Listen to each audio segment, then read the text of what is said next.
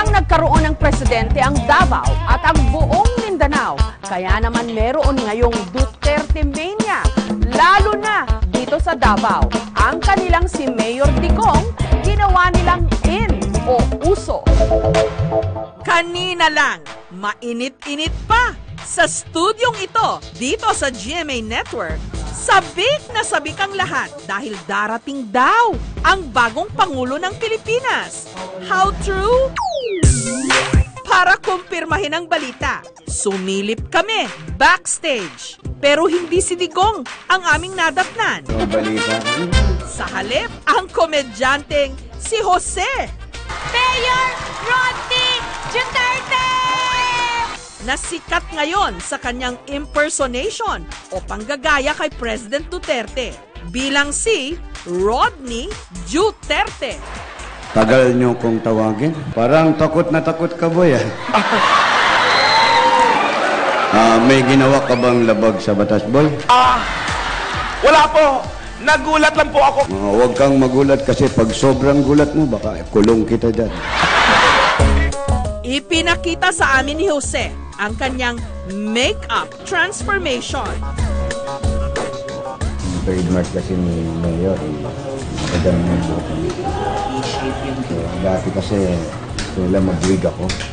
Sabi ko pag-wig tayo, hindi natural. So, inayos na lang na pag-wig na lang ako. Hindi kami nagtatagal minsan. Maya-maya pa, si Jose, presidensyal ang dating. Parang hindi kaya ka natutuwa, boy. May problema ka ba sa akin? Mula sa kilos, pananamit, estilo ng buhok, mannerism ng kamay. Huwag masyadong mainip. Lilipat ko din ito sa kabila para makinis na din yung kabila. Buka ng bibig hanggang sa tono ng pananalita. But before that, I would like to thank all the people of the Philippines.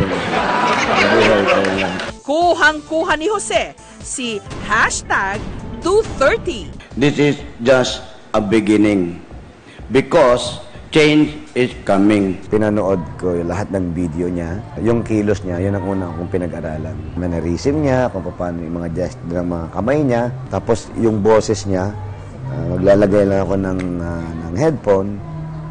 Hindi ko pinanonood yung video. Pinakikinggan ko lang yung boses niya. Yung tono, makuha ko lang yung tono. Sabi ko, medyo okay na. Hindi man yung mukha mahirap gayahin yung... Si Rodney Duterte, nakasama na rin ang impersonator ni Pinoy. May mga sports program para gumagana na yung utak, gumagana rin ang katawan nyo. At pwede na lahat pong simulan. Simulan siguro sa pagtakbo sa matuwid na daan. Di ba? Okay din yan. Yung, lagi yung sinasabi yung matuwid na daan. Mahirap talagang tumakbo pag lubak-lubak yung daan. Kailangan matuwid yan. Nakipagtapatan na rin kay Simpleni, ang look-alike naman ni Vice President Leni Robredo. Gusto ko po sanang simulan ng peace sa bahay. Nais ko po sanang isulong na patahimikin po ang mga nanay na mabunganga. Sandali lang. Ako ang tinanong tapos... Pero dahil I'm a gentleman, mauna ka na. Yan! Maraming natuwa. Sabi ko siguro mas kailangan pagbutihin ko pa. At napakalaking karangalan na para sabihin na si Jose, ganyan, kamukha si Mayor President, nakakatuwa siya. Masaya, minsan kahit saan ako magpunta, tinisigawan ako ng tao, dugong, sisigawan na nakakatuwa nga eh. Dahil pumatok si Jose bilang si Duterte mismo, minsan nang napansin ito. Jose Manalo, you got it. Nakuha ninyo yung pagkasuplado ko sa mga magsagot. And I said, you just place your hand, hindi masyado dito because I'm pushing a nerve behind my ear. Kasi dyan ako medyo may pain. Sa lahat ng mga kasama natin at sa lahat ng mga kababayan kong Pilipino, ngayon ako ay nandito na para maglingkod at magsilbi sa inyo. Makakaasa kayo na lahat ay gagawin ko para ang bayan ng Pilipinas ay maging maayos natin. I, Rodrigo Roa Duterte. Nito ngang Huwebes, formal nang nanumpa ang bago nating Pangulo ang ika-16 na Pangulo ng ating Republika, si Rodrigo Roa Duterte. So help me God.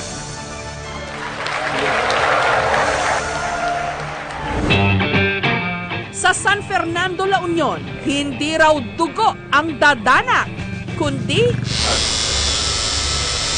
tinta. Dahil ang mukha ni Duterte ang kanilang ipinatato. Ang pasimuno, si Edser. Ang mukha ni Duterte, itinatu niya sa hita, braso at likod ng kapwa niya, Duterte supporters, ng libre. Ay pumunta rito sa La Union nung mag-umpisa ang mga kampanya. Pinaalam ko mismo yung picture na gagawin kong tattoo. Yung picture na dala-dala ko, pinapirma ko sa kanya. Pang sariling pangampanya, para ganun, dinaan ko sa tattoo. At kung may pagkakapareho raw sila ng bagong Pangulo, ito yung pagkakaroon nila ng mga anak sa magkaibang babae. Pero katulad ng presidente, responsableng ama raw si Edser. Mga anak ko nasa akin din eh. Pero sabi ko, gayahin ko to para lang sa mga kinabukasan din ng anak ko. Si Starsky naman, maliban sa mukha ng kanyang pamilya, nagpatato pa ng 3 mukha ni Digong. Parang ang dami niya nang nagawa sa Pilipinas. Tinan mo naman yung mga adik, biglang nagsukuan na. Ito mga pulis na mga adik din, mga pusher, nahuli na. Marami na ba agad nangyari? Noong kasagsagan ng kampanya, ang campaign paraphernalia ng mga taga-Hagonoy, Bulacan, hair art. Pakana ng hairstylist na si Densyo. Uso kasi dito, marami din kasi manggugupit dito sa sa kanto, sa mga laging nakasulat sa kanila yung D.U. Duterte. Naisip namin na iba na lang, mukha na lang. At bago pa makapanumpa si Duterte bilang bagong Pangulo nitong Huwebes, muli sila nagpa-hair art.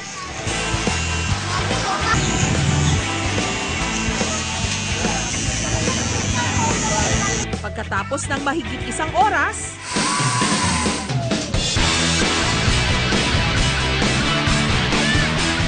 natutuwa po, gano'n. Nakikita po nila sa ulo kasi Pangulong Duterte. Mahirap kasi siya kasi hindi katulad nung sa mga papel, flat siya. Yung sa ulo kasi parang bilog. Kaya minsan magkamali ka, yung may iba itsura niya. ngayong nakaupo na si Presidente Duterte, inaasahan ang pagpapaigting ng kampanya kontra krimen. At dito sa Malolos, Bulacan, may katulong daw na magmamatsyag laban sa mga kriminal.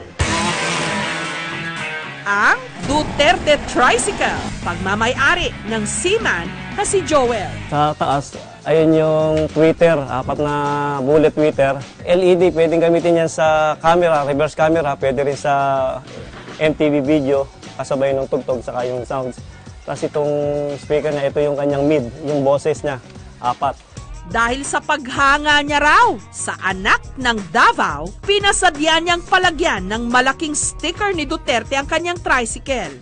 Siya yung nakikita ko na may potensyal para sa pagbabago. Kahit na mayor pa lang siya, nagkaroon ng magandang pagbabago yung Davao na napakaganda nung kanyang paghawak doon sa bayan nila. Kaya naisip ko na ito kayang-kaya rin niya sa bansang Pilipinas.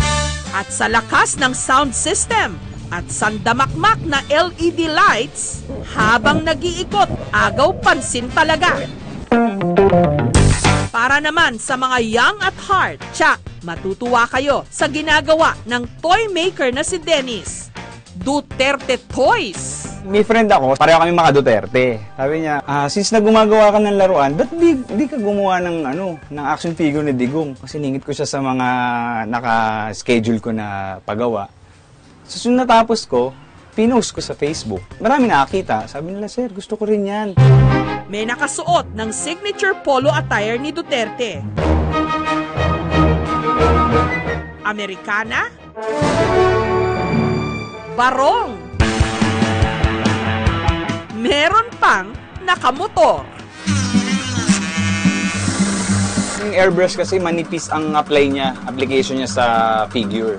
So, medyo makukuha pa rin yung details ng figure. Ito Ito na po ang finished product ng Duterte minifigure. At alam nyo bang sa baluarte at hometown ni President Duterte sa Davao City, nag-iimprenta sila ng Duterte shirts for free. Opo, libre. Yung friends ko din naman, may mga trabaho, they donate some ink for the preprints. Then kami, mga screen printers, gumawa ng frames.